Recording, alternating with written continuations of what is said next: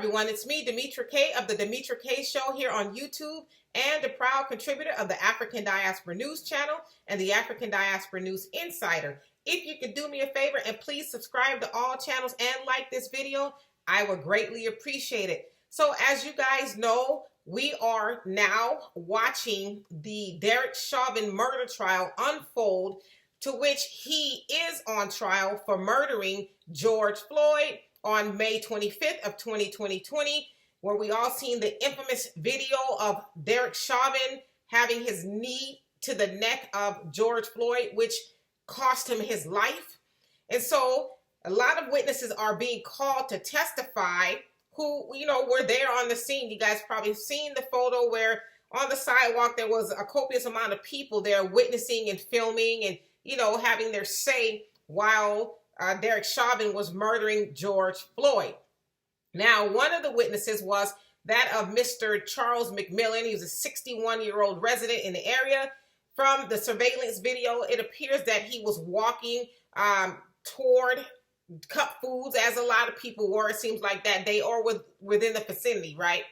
And so he, Mr. McMillian, happened upon George being put into the back of the police squad there. And, as you also saw in the surveillance or the body cams and all of that, George was, protesting about being put in the back of the car, saying that he was claustrophobic and, all of these things, right? And so Mr. McMillian was trying to convince George to get in the car. He was saying, you can't win, just do what they say, comply.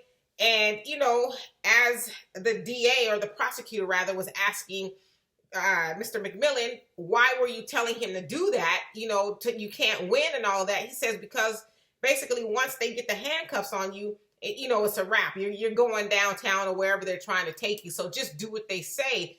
And so that didn't happen. And of course, George ended up on the ground with his knee, with Derek's knee to his neck. And so as Mr. McMillian was testifying about what it is, he saw going on that video, he had a very emotional breakdown. And I want you guys to watch this. Mr. McMillian, do you need a minute?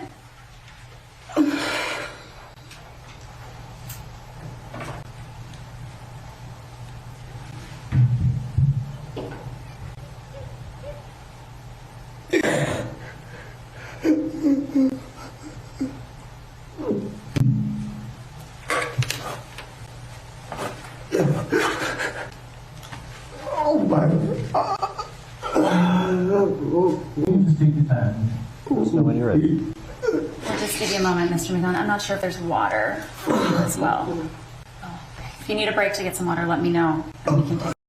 So as you saw there, Mr. McMillian was very moved, and I'll be honest with you all, so was I. Yesterday, which is the third day of trial to this point, it was the first time I've ever saw the George Floyd videotape, if you will, with Derek Chauvin to his knee to his neck.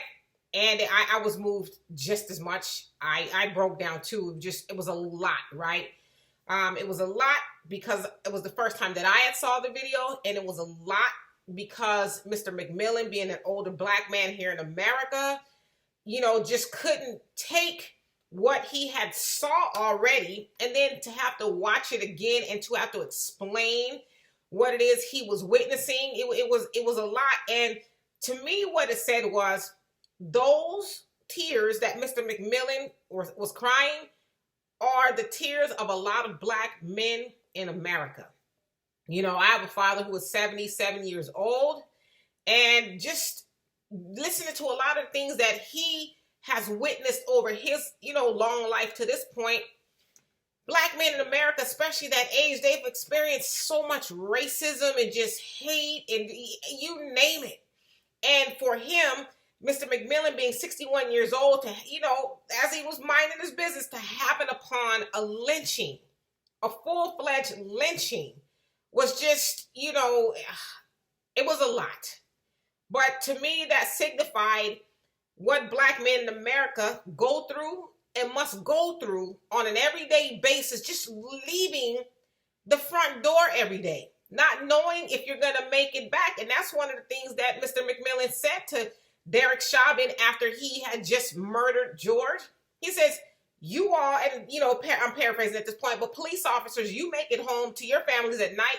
You should make sure that everyone else makes it home to their family at night.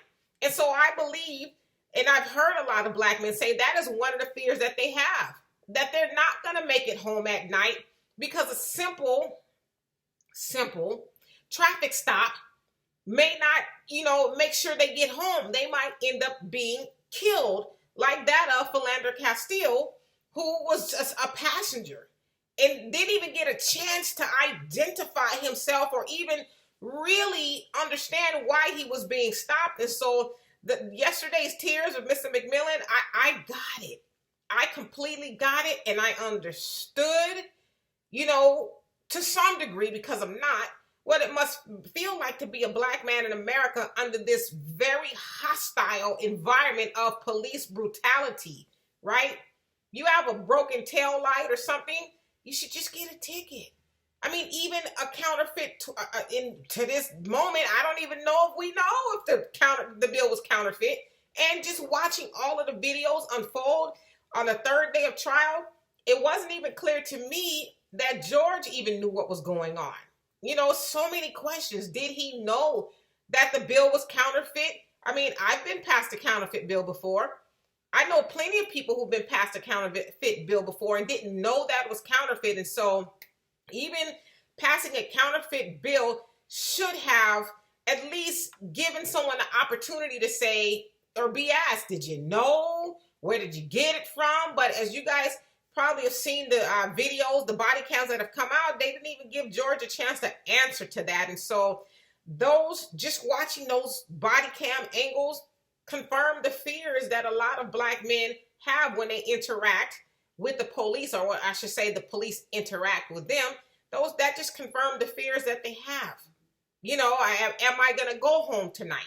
Am I going to jail? Are they going to plant something on me? Like what is going to happen to me other than just being given a citation and being able to go home and then go to court and then answer for it that way? And so also during the interaction that Mr. McMillian had with that of Derek Chauvin, as he was telling him after he had murdered George, he was having a conversation with him, and Derek, which was the first time that anybody has heard his voice in this matter, because it sounds like Derek may not take the stand in his own defense, but he said the following, and I want to tell you, he was so cool, so calm and collected as he was saying this. Now, mind you, he had just murdered George, and he said the following.